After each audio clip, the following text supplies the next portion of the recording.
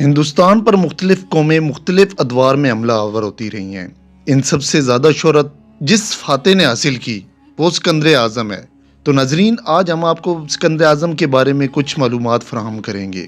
تو ویڈیو شروع کرنے سے پہلے آپ سے ریکویسٹ کی جاتی ہے کہ چینل کو سبسکرائب کریں اور بیل آئیکن پر کلک کریں تاکہ نئے آنے والی ویڈیو کا نوٹیفیکیشن آپ کو موصول ہو سکے۔ جی تو ویڈیو سٹارٹ کرتے ہیں۔ جیسا کہ میں نے پہلے بتایا، ہندوستان پر مختلف قومیں مختلف ادوار میں حملہ آور ہوتی رہی ہیں۔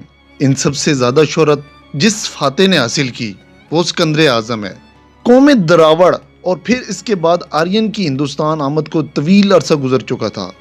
سب سے پہلے سائرس اعظم نے دریائے سندھ کے علاقے تک اپنی سلطنت فارس کو وسعت دی اور یہیں پہ ایک لڑائی کے دوران ایک ہندوستانی نے کاری ضرب لگائی اور یہی زخم اس کی موت کا سبب بنا۔ بعض مورخین کے مطابق دارالاول وہ اولین بادشاہ ہے جس نے سب سے پہلے ہندوستان کو فتح کرنے کے لیے اس کی طرف رخ کیا۔ یہ 486 قبل مسیح سے 522 قبل مسیح کا زمانہ ہے۔ اس کے بعد دارا ثانی اور دارا ثالث برسر اقتدار آئے۔ دارا ثالث نے وادی جیلم کو فتح کر کے اپنی سلطنت میں شامل کر لیا۔ اس کے بعد موجودہ دارا پور کے مقام پر اپنا جھنڈا گاڑ کر اسے جائے عالم قرار دیا اور یہی جائے عالم بعد میں جیلم بن گیا۔ الیگزینڈر دی گریٹ، جسے سکندر اعظم بھی کہا جاتا ہے، میسیڈونیا کے بادشاہ فلپ کے ہاں پیدا ہوا۔ اس کی ماں اولمپس موسلین ایک انتہائی پارسا اور شریف النفس خاتون تھی، جبکہ فلپ عیش و عشرت کا دلدار تھا۔ جب فلپ کو ایک دعوت میں جانے کے دوران ایک امیر آدمی نے چھرا گھونپ کر اسے قتل کر دیا تو 20 سال کی عمر میں سکندر تخت نشین ہوا۔ کہا جاتا ہے کہ سکندر نے تخت و تاج کے دعویدار اپنے سوتیلے چاچاؤں اور کلوپیٹرا اور اس کی بیٹی کو بھی قتل کر دیا۔ اس عرصے میں ایتھن سمیت کئی ریاستیں باغی ہو گئیں، لہٰذا سکندر نے سب سے پہلے تھیسلی پہ جلغار کی اور پھر ایتھنز، امیرا اور ٹولونٹیا کی ریاستوں کو دوبارہ اپنی مملکت میں شامل کیا۔ اس کے بعد اس نے ایشیا کی طرف بڑھنے کا ارادہ کیا۔ اس کی اصل وجہ یہ تھی کہ دارا ثالث اپنے بحری بیڑوں کے ساتھ یونان کے ساحل پہ اکثر کاروائیاں کرتا رہتا اور ایک بار اس نے سکندر کو قتل کرنے کی سازش بھی کی تھی۔ سکندر کا مقابلہ کرنے کے لیے دارا امائنوس پہاڑ کے درمیان اپنی 1.5 لاکھ فوج کے ساتھ موجود تھا، جبکہ سکندر کے ساتھ صرف 30,000 کی سپاہ تھی۔ اس جنگ میں دارا کو بری طرح شکست ہوئی اور وہ دمشق کی طرف بھاگ گیا۔ سکندر کے نائب پامینوں نے دمشق کا علاقہ بھی فتح کر لیا۔ یہاں سے سکندر کی فوج بیروت اور نائر کی طرف بڑھتی ہے۔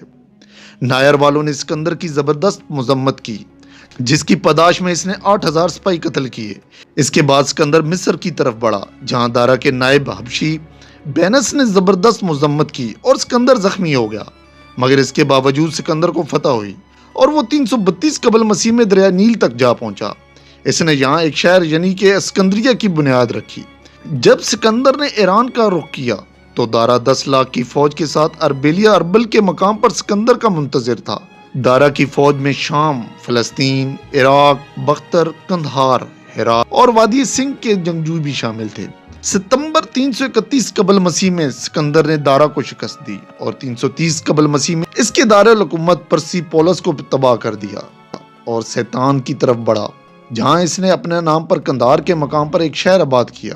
327 قبل مسیح تک اس نے بلغ اور بخارا کو بھی فتح کر لیا اور پھر وہ ہندوستان پر حملے کی تیاری کرنے لگا۔ ہندوستان میں راجہ امبی اس وقت ٹیکسلا کا حکمران تھا۔ یہ ریاست پوٹھار، ہزارہ، موجودہ ضلع راولپنڈی، اٹک، جیلم، میاں والی، خوشاب، بکر اور مظفرہ گڑھ کے علاقوں پر مشتمل تھی۔ ریاست کا پایا تخت ٹیکسلا تھا۔ راجہ امبی کی ایک طرف اشٹک راج سے دشمنی تھی اور دوسری طرف دریائے جیلم کے پار کے علاقے کے حکمران راجہ پورس کی بڑھتی ہوئی طاقتوں سے خائف تھا۔ اس نے اشٹک راج کے راجہ سنگھ سے سیاسی سمجھوتا کیا تھا۔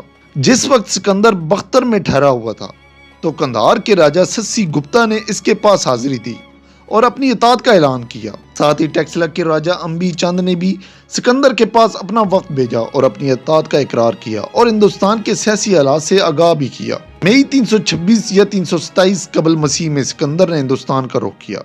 سکندر خود چترال کی طرف بڑھا۔ باجوڑ کے مقام پر پرالپسی قوم نے سکندر کا ڈٹ کر مقابلہ کیا، مگر آخرکار شکست سے دوچار ہوئے۔ اس مارکے میں مخالف فوج کے 40,000 سپاہی قیدی بنے اور تقریباً 2,30,000 بیل بھی اس کے قبضے میں آئے۔ سوات، مالاکنڈ اور داگئی وغیرہ کے علاقوں کو بھی فتح کرنے کے بعد سکندر مردان کی طرف بڑھا۔ اس علاقے کو فتح کرنے کے بعد سکندر نے دریائے اٹک پر لکڑی کا ایک پل تیار کروایا۔ اس نے اپنی فوج کو دریائے سندھ عبور کرنے کے احکامات جاری کیے۔ اس کی فوج نے نہایت اطمینان سے کشتیوں کے پل کے ذریعے دریائے سندھ کو عبور کیا، جہاں راجہ امبی نے اس کا استقبال کیا۔ سکندر نے اپنے 2 جرنیلوں ایفسٹن اور پروڈکٹس کو روانہ کیا، جہاں پشاور اور چاسدہ کے علاقوں پر قبضہ کر لیا۔ سکندر راجہ امبی کے استقبال سے خوش ہوا اور اس کے ساتھ ہی اس نے راجدھانی ٹیکسلا کا رخ کیا۔ سکندر 326 قبل مسیح میں دیوتاؤں کے حضور قربانیاں پیش کرنے کے بعد جیلم کی طرف بڑھا۔ ہندی ماخذوں میں پورس کو پوراج کا نام دیا گیا ہے، جبکہ یونانیوں نے اس سے پورس لکھا ہے۔ ٹیکسلا سے دریائے جیلم کے کنارے تک 180 کلومیٹر کا فاصلہ تھا۔ یہ فاصلہ سکندر نے 15 روز میں طے کیا۔ سکندر کی فوج دریائے جیلم کو جب عبور کیا تو پورس کے بیٹے نے سکندر کو دریا عبور کرتے ہوئے دیکھ لیا۔ وہ اپنے 1000 سواروں اور 60 رتھوں کے ساتھ سکندر پر جھپٹا۔ سکندر کے ساتھ اس وقت 12,000 جنگجو پہنچ چکے تھے۔ بعض مورخین نے راجکمار کے ساتھ 2000 اور بعض نے 3000 سپاہیوں کا ذکر کیا۔ راجکمار بڑی بہادری سے سکندر کا مقابلہ کیا۔ وہ اور اس کی فوج سکندر کے نرغے میں آ گئی۔ راجکمار نے سکندر کو کچھ زخم بھی پہنچائے، مگر آخرکار وہ بہادری سے لڑا اور جنگ میں ناکام ہو گیا۔ اس کے 400 جنگجو بھی مارے گئے۔ دوسری طرف یونانی فوج کا باقی حصہ بھی دریا کے دوسرے کنارے پہنچنے کی کوشش کر رہا تھا۔ کچھ دیر شش و پنج کے بعد پورس نے 4000 سوار، 3000 رتھیں اور 30,000 پیادہ اور 200 ہاتھی اپنے ساتھ لیے ایک ہموار جگہ پر صفیں بنا لی۔ تاہم بارش کی وجہ سے ہر جگہ پھسلن اور کیچڑ تھی۔ پورس نے ہاتھیوں کو اس ترتیب میں کھڑا کیا کہ 2 ہاتھیوں کے درمیان 100 فٹ کا فاصلہ تھا۔ جہاں تیر انداز کھڑے تھے وہاں اس کے ساتھ نیزہ بردار جنگجو بھی کھڑے تھے۔ پیادہ صفوں کے اطراف میں سوار کھڑے تھے۔ جب جنگ کا بگل بجا تو یونانی سواروں نے آگے بڑھ کر حملہ کیا۔ سکندر خود بائیں طرف حملہ آور ہوا جہاں پورس موجود تھا، جبکہ اس نے اپنے 200 سواروں کو دائیں طرف حملہ کرنے کا حکم دیا۔ اس نے پیادہ فوج کو حکم دیا کہ جب تک پورس کی فوج میں انتشار پیدا نہ ہو اس وقت تک حملہ کرنے سے گریز کیا جائے۔ سکندر نے اپنے تیر اندازوں کو حکم دیا، جنہوں نے پورس کی فوج کی پہلی صف کو الٹ کر کے رکھ دیا۔ یہ صورتحال دیکھ کر پورس نے پنجابی سواروں کو آگے بڑھنے کا حکم دیا، مگر جب تک وہ سوار گھوم کر سامنے آئے اس کی صفیں درم برم ہو چکی تھی۔ جب پنجابی سواروں نے یونانی فوج پہ حملہ کیا تو سکندر کی پیادہ فوج ان پنجابی سواروں پہ جھپٹ پڑی۔ سکندر کی فوج نے ہاتھیوں سے بچنے کی ہر ممکن کوشش کی اور پورس کی فوج کو دونوں اطراف سے گھیرے میں لے لیا۔ اس نے حکم دیا کہ ہاتھیوں کو پیادہ فوج پر چڑھا دیا جائے۔